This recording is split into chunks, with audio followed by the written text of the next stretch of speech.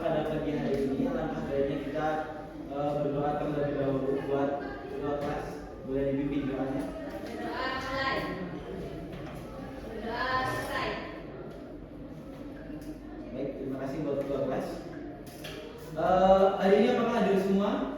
Ada Pak hadir. Siapa? Ada yang hadir? Mas Aida? Ada. Siapa, Pak? Salita Pak. Oh, Salita. Kenapa Salita?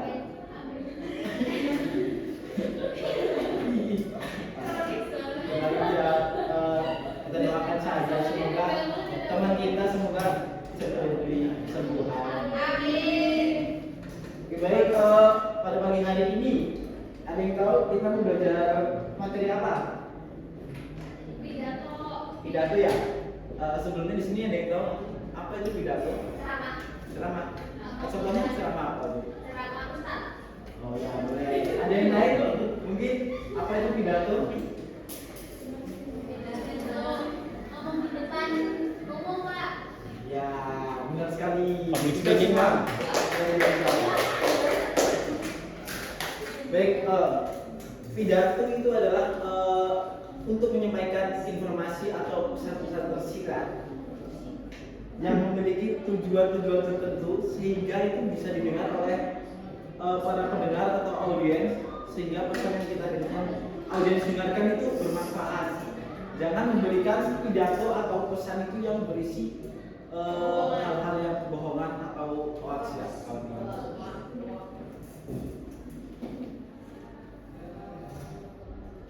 Baik, sebelum mulai,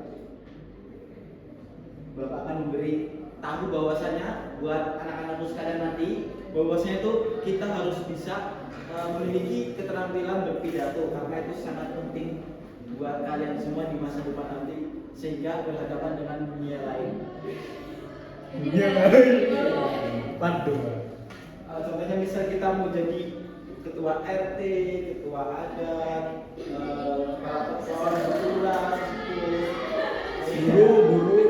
sehingga itu pidato itu sangat penting buat kita untuk memiliki keterampilan tersebut. Iya. Karena bahwasanya kita itu harus bisa. Iya. Baik, di sini ada pengertian pidato secara umum ya.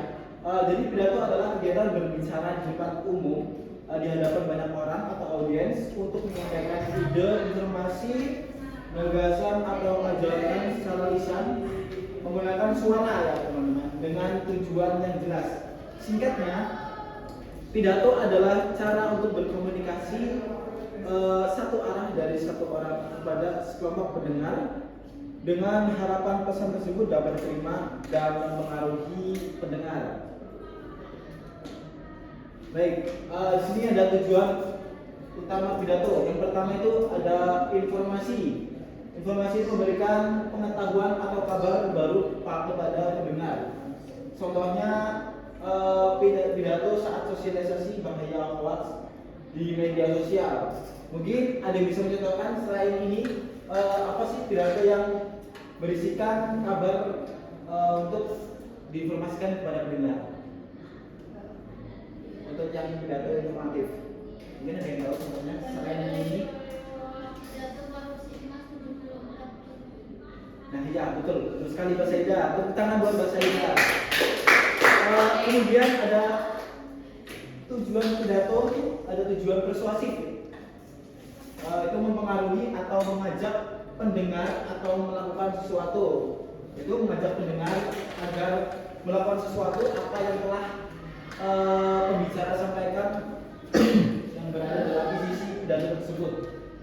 Contohnya ada pidato ajakan untuk menjaga kebersihan lingkungan sekolah. Baik, lanjut lagi. Ini ada tujuan informatif lagi, itu membuat pendengar merasa senang, terhibur atau gembira. Contohnya itu pidato saat acara perpisahan atau ulang tahun atau pidato-pidato yang itu berisikan untuk menyenangkan para audiens atau pendengar. Kemudian ada pidato persuasif, yaitu menyampaikan alasan kuat untuk meyakinkan pendengar tentang suatu pendapat. Contohnya pidato tentang perlunya program ulang di tingkat kelurahan. Buat Mbak Neneng mungkin bisa menambahkan contoh dari pidato tersebut. Selain contoh ini. Ini pembuatanku dari limbah sampah. Ya, kemudian apa lagi? Oh iya benar, bisa pidato tentang perlunya membuat pembakaran sampah minim asap. Ya. Baik, kemudian ada struktur-struktur pidato. Yang pertama itu ada pembukaan. Pembukaan itu berisi salam pembuka, sapaan, puji syukur, pengantar. Ini buat Mas Randy kok mau diperhatikan ya, nanti Bapak akan nanyakan dari teman-teman. Cuma buat Mas Randy tapi buat semuanya. Mohon perhatian semuanya. Buat kedua itu isi. Isinya itu berisi materi. Isi materi itu harus secara jelas, terperinci, sistematis. Dan yang ketiga itu penutup berisi kesimpulan, permintaan maaf, salam penutup. Kemudian ada tuh metode-metode buat kita pidato. Yang pertama itu ada impromptu dan kedua ada manuskrip. Untuk impromptu itu pidato yang dilakukan mendadak tanpa mempersiapkan naskah. Jadi pembicara tersebut tuh secara instan melakukan pembicaraan atau pidato di depan khalayak ramai. Untuk lebih contohnya, contohnya misalnya kita sebagai misal nih, Mbak nanti besok dijadikan jadi guru, misalnya guru, lurah. Nah, Mbak Saida dipanggil untuk panggung dalam acara sosialisasi bermasyarakat. Jadi Mbak Saida itu di situ secara instan disuruh berpidato. Dengan itu Mbak harus bisa mengimpromptu atau mengimprovisasi. Mereka kelebihannya itu spontan, terlihat alami. Kekurangan mungkin akan mudah lupa atau terbata-bata atau tidak teratur. Kemudian untuk manuskrip yaitu dengan membaca naskah atau teks lengkap yang sudah disiapkan oleh pembicara. Kelebihannya kata-kata sangat tepat, tidak ada yang terlewat, kurang, terkesan atau kontak mata kurang. Mungkin di sini ada yang tahu buat contoh dari pidato yang menggunakan teks. Ini ada yang tahu pidato apa itu dalam kata apa? Acara apa? Khotbah Jumat. Ya baik. Kemudian apa lagi? Pidato. Apa lagi? Ayo. Ayo menggunakan Bapak Syafi. Pidato yang menggunakan teks. Lomba pidato. Nah, benar. Ada juga tapi lomba pidato itu tidak hanya menggunakan teks, tapi ada juga yang tidak menggunakan teks. Baik. Kemudian ada lagi nih metode pidato dengan memoriter, yaitu menghafal naskah lengkap. Yaitu kelebihannya kontak mata bagus, lancar jika hafal. Kekurangannya mungkin cenderung kaku karena mereka itu sambil mengingat apa yang mereka hafalkan dari sebuah teks pidato tersebut. Mungkin rawan lupa jika gugup. Kemudian ada extemporer, yaitu menyiapkan garis besar atau catatan kecil, lalu mengembangkannya saat berbicara. Kelebihannya paling sering dipakai, lebih luas, materi disampaikan itu secara jelas dan lengkap. Kemudian kekurangannya itu perlu latihan, butuh penguasaan materi yang baik. Oke baik. Sebelum Bapak lanjut lagi, di sini tadi ada yang lihat sih apa dari struktur pidato tersebut ada berapa tadi? 3. Ada 3 ya? Ya. Boleh dijelaskan apa saja nih pertama? Pembuka. Nah, isinya apa aja? Salam sapaan hangat. Penguatan. Kemudian? Pemantik. Ya. Yang kedua apa? Isi. Isi apa? Inti. Inti dari yang kita ingin sampaikan. Kemudian yang ketiga? Penutup berisi apa ya? Kesimpulan. Ya betul sekali, itu kita kan kita semua. Jadi baik, sebelum Bapak memberikan kesimpulan atau memberikan tugas buat kalian semua, Bapak ini nih, ya challenge nih buat kalian semua. Siapa yang di sini pernah mendengarkan pidatonya Bapak Prabowo? Saya. Oke, boleh buat Mbak Cica, boleh maju sebentar. Mbak,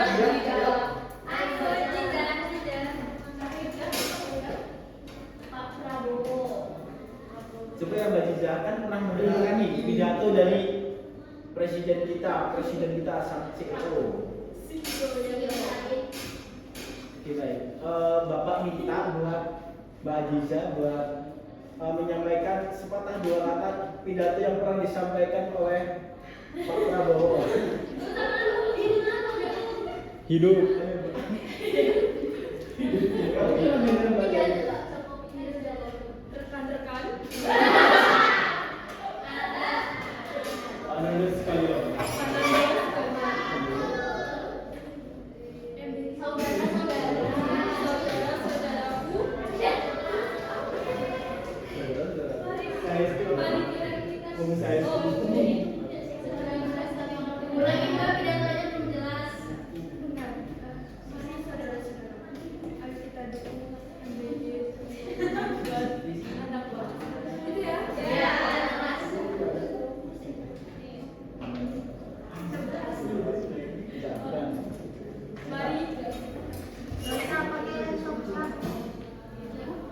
Mari saudara-saudara, kita sukseskan MBG untuk generasi muda.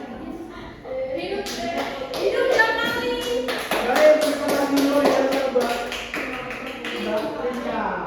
Silakan duduk kembali Mbak Rinka.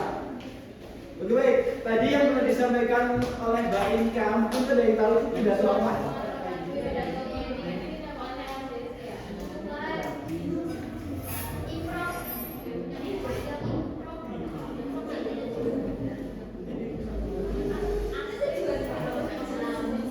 Jadi tadi itu memiliki tujuan apa tadi dari pidato Mbak Rinka?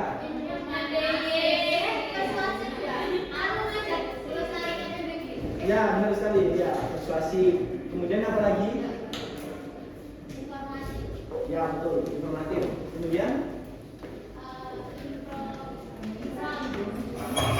Nah, dari pidato tersebut itu Mbak Rinka itu memberikan pidato secara apa itu? Improv.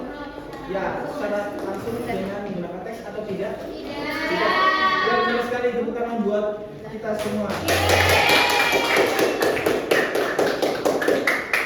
Baik, kemudian itu tadi materi dari pidato-pidato yang telah Bapak sampaikan. Terima kasih juga buat Mbak Rinka yang telah berpidato selayaknya sebagai Presiden Pak Prabowo. Baik, kalau biasa. Terakhir ini ada kesimpulan buat rekan-rekan semua. Boleh bantu Bapak untuk membacakan kesimpulan. Oke, dari saya. Pidato adalah kegiatan berbicara untuk menyampaikan ide, informasi atau pesan dengan tujuan yang jelas. Tujuan utama pidato ada 4, yaitu informatif, persuasif, rekreatif, dan argumentatif. Sebuah pidato harus memiliki salah satunya. Struktur pidato yang baik selalu tersusun dari 3 bagian penting dan berurutan, yaitu pembukaan, isi, dan penutup. Ekstemporan hanya dengan menggunakan catatan garis besar saja. Pembicara dapat tampil luas, sistematis, dan menjaga kontak kata. Baik, terima kasih. Semoga materi pada pagi hari ini semoga bermanfaat buat kalian semua, buat kehidupan kalian semua. Terima kasih buat rekan-rekan yang sudah hadir. Bapak mohon maaf apabila ada salah kata, salah ucap yang telah Bapak sampaikan. Terima kasih. Sebelum mengakhiri ini, mari kita melafazkan lafaz hamdalah.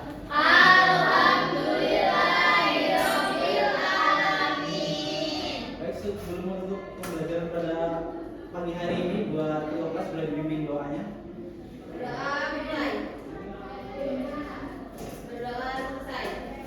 Baik, terima kasih Bapak akhiri. Wassalamualaikum warahmatullahi wabarakatuh.